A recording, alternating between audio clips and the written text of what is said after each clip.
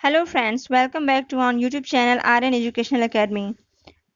एक बार आप सभी का स्वागत है एक बार फिर से हमारे चैनल आर्यन एजुकेशनल एकेडमी में। दोस्तों, मैं आपकी दोस्त सरिता पांडे आ गई हूं आप लोगों के लिए लेकर SST social science junior level का सोशल साइंस देखेंगे। दोस्तों, आज हम फिर जैसा कि आप जानते हैं 2011 से लेकर 2019 तक मैंने सभी पेपर करा दिया है, तो प्लेलिस्ट में जा करके आप हमारे वीडियोस को देख सकते हैं और अपनी तैयारी कर सकते हैं। Previous year paper is the most important portion, so friends जरूर से वहां जाकर तैयारी कीजिएगा। अगर आप नए विजिटर हैं तो हमारे चैनल को सब्सक्राइब कीजिए, बेल आइकॉन को प्रेस कीजिएगा और ऑल बटन पे टच कीजिएगा। हमारे डेली वीडियोस आपको मिलते जाएंगे।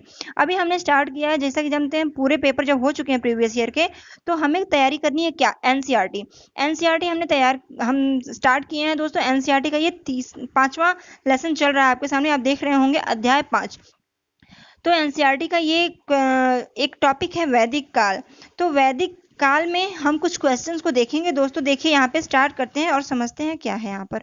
देखिए, सीटेट में विगत वर्षों में पूछे गए प्रश्नों के मूल्यांकन से स्पष्ट होता है कि इस अध्याय से वर्ष 2012 में एक प्रश्न, 2013 में 2 प्रश्न, 2014 में 4 प्रश्न और तथा 2016 में 1 प्रश्न पूछा गया था। अधिकांश प्रश्न वैदिक साहित्य, धार्मिक स्थिति आदि विषयों से पूछे गए थे। तो दोस्तों यहाँ पर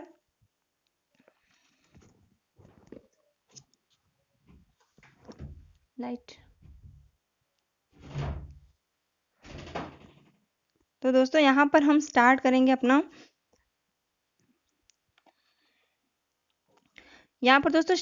हम अपना क्वेश्चन सीरीज।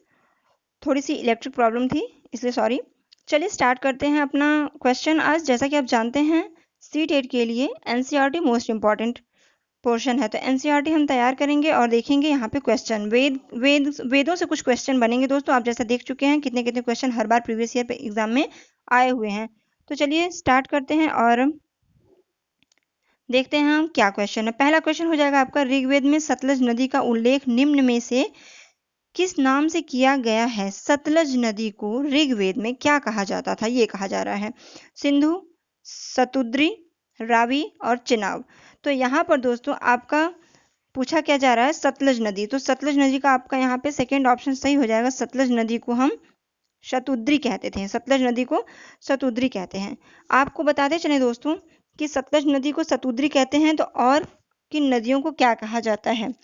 यहाँ पर दोस्तों देखिए, सतलज नदी, सिंधु नदी को सुवासा कहते हैं, सिंधु नदी सुवासा, सतलज शतुद्री, व्यास विपाशा, रावी को परुष्णी, चेनाब नदी को अस्किनी, झेलम नदी को वितस्ता तथा घग्घटा सुषामा से घिरा ये उनका नाम है। सैंधव प्रदेश में ये वर्णन मिलता है कि इन नदियों को इस नामों से जाना जाता है। ठीक है, तो सिंधु पहला ऑप्शन दिया है। सिंधु को क्या कहते थे, सुवासा। ठीक है, और चेनाब को अस्किनी और रावी को परुष्णी। ठीक है, तो यहाँ पे पूछा क्या गया है, यहाँ पे पूछा गया है सतलज नदी को। तो आपका राइट आंसर सेकंड हो जाएगा, शतुद्री। आगे बढ़ेंगे, देखेंगे नेक्स्ट क्वेश्चन क्या है। नेक्स्ट क्वेश्चन है आपकी स्क्रीन पर, संस्कृत की सबसे पुरानी कृति ऋग्वेद है। यह कितनी पुरानी है। संस्कृत की सबसे पुरानी कृति आपकी ऋग्वेद है, तो ये कितनी पुरानी है। ऑप्शंस हैं लगभग 5000 वर्ष, लगभग 3500 वर्ष, लगभग 1500 वर्ष और लगभग 1700 वर्ष। तो कितनी पुरानी है ये बताइए। देखिए, संस्कृत की सबसे पुरानी कृति हमारी ऋग्वेद है, ये तकरीबन 3500 वर्ष, 3500 वर्ष पुरानी है। तो ये आपका राइट आंसर हो जाएगा सेकंड ऑप्शन। इंपॉर्टेंट है दोस्तों, इससे क्वेश्चन बनते हैं, तो बने रहिएगा हमारे साथ। ये बहुत ही इंपॉर्टेंट टॉपिक है, इससे कम से कम 2 क्वेश्चन तो बनेंगे ही बनेंगे, नहीं तो एक क्वेश्चन कहीं नहीं जाने वाला है। ज्यादा क्वेश्चन नहीं है, वीडियो ज्यादा बड़ा नहीं होगा, तकरीबन 15 क्वेश्चन की सीरीज है और ये 15 क्वेश्चन में से आपके एग्जाम में एक क्वेश्चन जरूर मिलेगा आपको। और प्रीवियस ईयर एग्जाम्स में जो पूछे गए हैं वो भी आपको दिखेंगे। देखिए यहाँ पे विगत वर्षों में पूछे गए प्रश्न भी दिया गया है, तो ये आपके लिए बहुत ही इंपॉर्टेंट है। चलिए देखते हैं अगला क्वेश्चन क्या है। अगला क्वेश्चन थर्ड क्वेश्चन है आपका, वेदों में यज्ञों एवं कर्म कांडों के विधान को अच्छी तरह समझने के लिए किन ग्रंथों की रचना की गई थी। वेदों में यज्ञों एवं कर्म कांडों को, देखिए किन ग्रंथों की रचना की गई थी। उपवेदों की, टीकाओं की, उपनिषदों की या ब्राह्मण ग्रंथों की।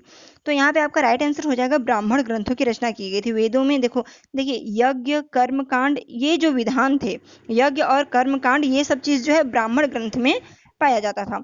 तो यहाँ पे राइट आंसर हो गया फोर्थ ऑप्शन। ठीक है, चलिए आगे बढ़ेंगे। देखिए मिलान करने के लिए क्वेश्चन बनता है, तो इसको बहुत ही अच्छे से समझिएगा। देखिए, ब्राह्मण ग्रंथ और संबंधित वेद दिया गया, निम्नलिखित का मिलान कीजिए और सही विकल्प चुनिए। तो आपको सही विकल्प चुनना है। क्या होगा आपका सही विकल्प? ब्राह्मण ग्रंथ और संबंधित वेद।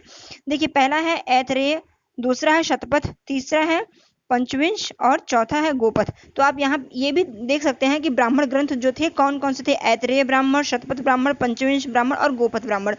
अब इनसे संबंधित वेद कौन से हैं?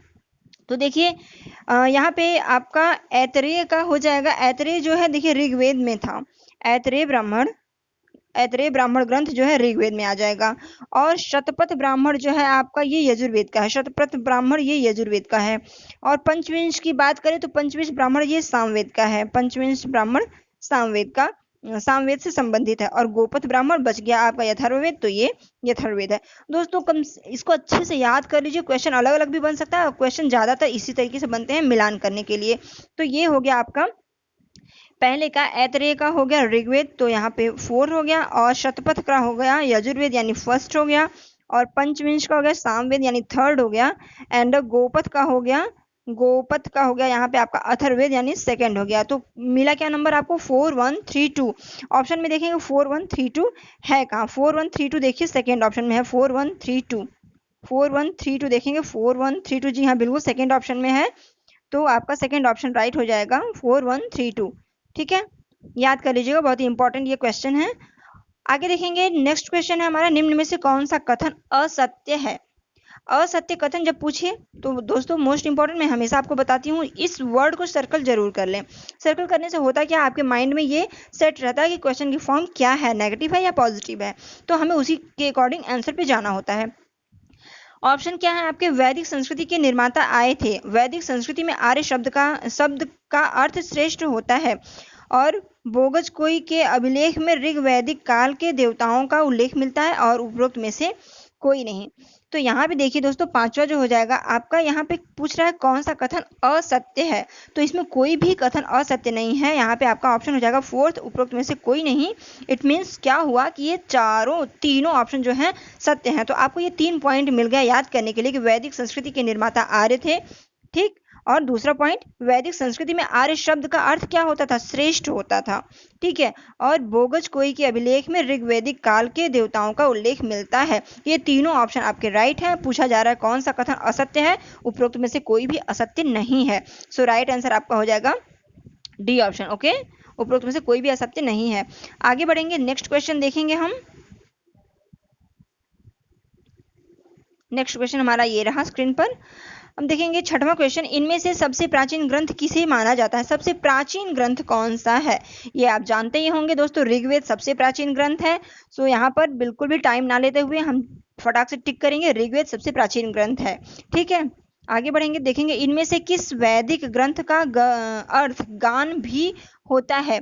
किस वैदिक ग्रंथ का अर्थ जो है गान होता है? देखिए, सामवेद जो है वो संगीत से संबंधित है, तो सामवेद का अर्थ होता है गान। आपका थर्ड ऑप्शन राइट हो जाएगा। यहाँ पे सामवेद का अर्थ है गान। ओके, याद रखिएगा।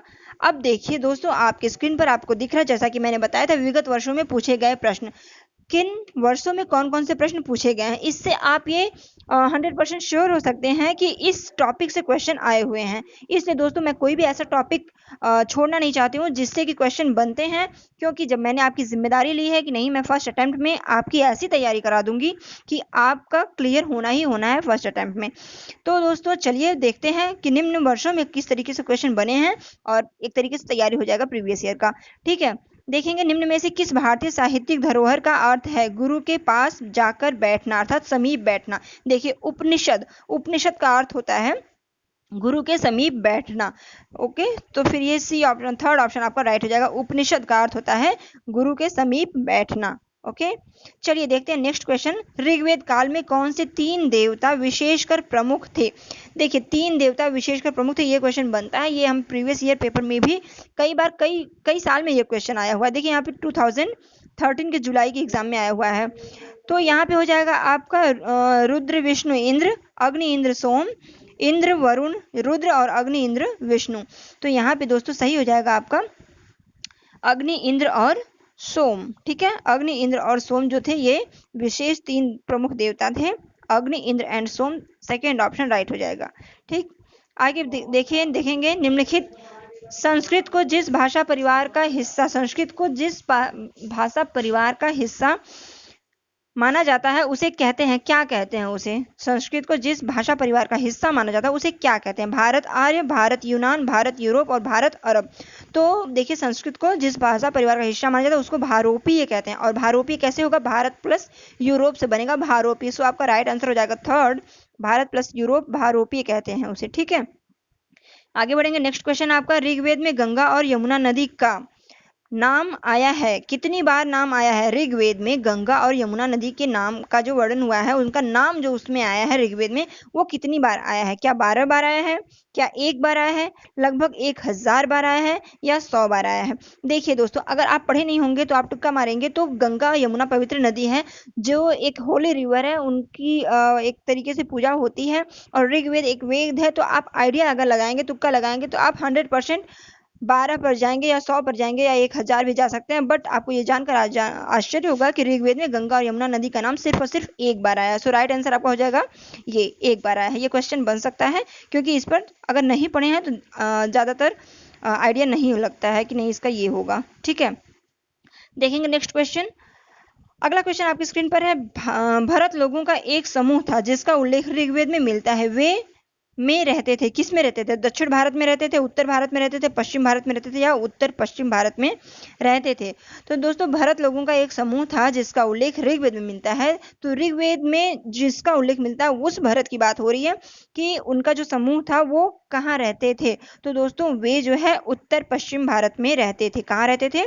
उत्तर पश्चिम भारत में। सो राइट आंसर आपका फोर्थ ऑप्शन हो जाएगा, 100% राइट, उत्तर पश्चिम भारत में रहते थे। ठीक है, आगे बढ़ेंगे। नेक्स्ट क्वेश्चन, 13 क्वेश्चन आपकी स्क्रीन पर है। ऋग्वेद की मूल रचना भाषा में हुई है। ऋग्वेद की मूल रचना भाषा में हुई है, किस भाषा में हुई है पूछा जा रहा है, किस भाषा में हुई है? देखिए, सीटेट सितंबर 2014 में आया है ये क्वेश्चन। प्राकृत, संस्कृत, ब्राह्मी और सौर सैनी। तो ऋग्वेद की जो मूल रचना हुई है वो संस्कृत भाषा में हुई है। ये आपका सेकंड ऑप्शन राइट हो जाएगा, संस्कृत भाषा में हुई है। अगला क्वेश्चन, पुरु, यदु और भरत का वेदों में उल्लेख की तरह है, किसकी तरह है? पुरु, यदु और भरत का वेदों में जो उल्लेख है वो किसकी तरह है? जन की तरह है, राष्ट्र की तरह है, राजन की तरह है, या दस्यु की तरह है? ये भी सितंबर सीटेट 2014 का क्वेश्चन है। तो ये जो है पुरु, यदु और भरत, ये लोग क्या है? जन की तरह इनका यूज होता है। यहाँ पे जो उल्लेख किया गया है वो जन की तरह उल्लेख किया गया। सो राइट आंसर आपका फर्स्ट हो जाएगा, जन की तरह है। ठीक है, आगे देखेंगे next question and last question. दोस्तों, ये हमारा 15वां क्वेश्चन है और ऋग्वेद से तकरीबन इतने ही क्वेश्चन आते हैं, इसी में से आपके कम से कम 2 क्वेश्चन 100% बन जाएंगे। तो दोस्तों, आगे मोस्ट इंपॉर्टेंट देखिए, पॉलिटी इंपॉर्टेंट होती है। प्रीवियस ईयर पेपर कीजिए और देखिए उसमें कौन कौन से क्वेश्चन बनते हैं। प्रीवियस ईयर पेपर मैं भी प्रैक्टिस करती हूँ, उसमें मैंने देखा कि पॉलिटी से बहुत ज्यादा क्वेश्चन आते हैं, ज्योग्राफी से क्वेश्चन आते हैं। तो नेक्स्ट हमारा जो होगा वो पॉलिटी या ज्योग्राफी से हम एक चैप्टर उठाएंगे जिसमें कि इंपॉर्टेंट क्वेश्चन जो भी आने वाले हैं वो हम कराएंगे। तो दोस्तों, हमारे साथ बने रहिएगा बेस्ट प्रिपरेशन के लिए RN एजुकेशनल अकेडमी। मैं आपकी दोस्त सरिता पांडे, जिम्मा मैंने लिया है दोस्तों, तो 100% पूरा कराऊंगी, बस विश्वास रखिए हमारे ऊपर। और सब्सक्राइब कीजिए, ज्यादा से ज्यादा लोगों तक शेयर कीजिए, जिससे हमारा भी मोटिवेशन बना रहे और हम आपके लिए डेली वीडियो प्रोवाइड कर सकें। तो दोस्तों, चलिए पॉलिटी के लिए और ज्योग्राफी के लिए तैयार हो जाइए। अगले वीडियो में हम फिर मिलेंगे। अभी हम देख लेते हैं अपना लास्ट क्वेश्चन। ऋग्वेद के विषय में निम्नलिखित 3 कथनों पर विचार कीजिए और सही उत्तर का चयन कीजिए। सही उत्तर क्या होगा यहाँ पर आपको देखना है। सितंबर 2016 में क्वेश्चन बना हुआ है। और दोस्तों, अब जो क्वेश्चन आएंगे इसी तरीके से करके आएंगे, तो आपकी नॉलेज, आपका कॉन्सेप्ट क्लियर होना चाहिए, क्योंकि ABC करके आता है, तो वहां पे सिर्फ और सिर्फ एक क्वेश्चन से बात नहीं बनेगी। ठीक है, देखिए यहाँ पे क्वेश्चन क्या है कि ऋग्वेद के विषय में, ठीक है, ऋग्वेद के विषय में पूछा गया, यह 3500 वर्ष पूर्व लिखा गया। बिल्कुल 100% सही है, क्योंकि पहले ही इसकी रचना जो है 35 वर्ष पूर्व लिखा गया। पहला क्वेश्चन में आपने देखा है। ठीक, तो ये पहला सही हो गया। ऋग्वेद की बात हो रही है। इसकी रचना प्राकृत में की गई थी। जी हाँ, बिल्कुल प्राकृत में की गई थी। इसमें 1000 से अधिक प्रार्थनाएं हैं। जी हाँ, 1000 से अधिक प्रार्थनाएं हैं इसमें। ठीक है, अब यहाँ पे क्या सही हो जाएगा? ABC आपका तीनों सही हो जाएगा। तो आपका राइट आंसर क्या होगा यहाँ पे? ABC तीनों सही किसमें है? A सही है और B और C गलत है। A गलत है, B और C सही है। B सही है, A और C गलत है। C सही है, A और B गलत है। A सही है, B और C गलत है। ए गलत है, बी और सी सही है। यहां पर दोस्तों सी तो बिल्कुल सही है, ए भी सही है, बी बी गलत है, दिया नहीं है। दोस्तों देखिए, कोई भी क्वेश्चन होता है, अगर कहीं किसी क्वेश्चन में डाउट होता है तो सिर्फ मेरा ही नहीं, आप लोगों का भी ये एक तरीके से रिस्पॉन्सिबिलिटी बनती है कि आप भी उसको ढूंढें, खोजें। तो दोस्तों इस क्वेश्चन का आंसर तो दिया गया है फोर्थ ऑप्शन, ओके। सी सही है, ए और बी गलत है। बट आप बताइए, अगर ए और बी गलत है तो पहले क्वेश्चन में हमने पढ़ा कि 3500 वर्ष पूर्व लिखा गया था, मतलब इसकी रचना 3500 वर्ष हुई थी, यही होगा ना। तो फिर कैसे हो सकता है ऑप्शन गलत हो। तो फिर ये question according to book book के अकॉर्डिंग, आंसर के अकॉर्डिंग, तो फोर्थ सही है कि सी सही है, ए और बी गलत है। अब आप बताएंगे ए और बी गलत है या सही है। सो फ्रेंड्स कमेंट कीजिएगा, सर्च कीजिए इस क्वेश्चन को और कमेंट कीजिए पहला और दूसरा, ए और बी सही है या गलत है, ओके। अगले वीडियो में हमें आपके कमेंट का वेट रहेगा, हम आपके कमेंट को देखेंगे, बताइएगा। और जो भी जिसका भी कमेंट आएगा उसका हम नाम अगले वीडियो में बताएंगे कि आपने कमेंट किया था।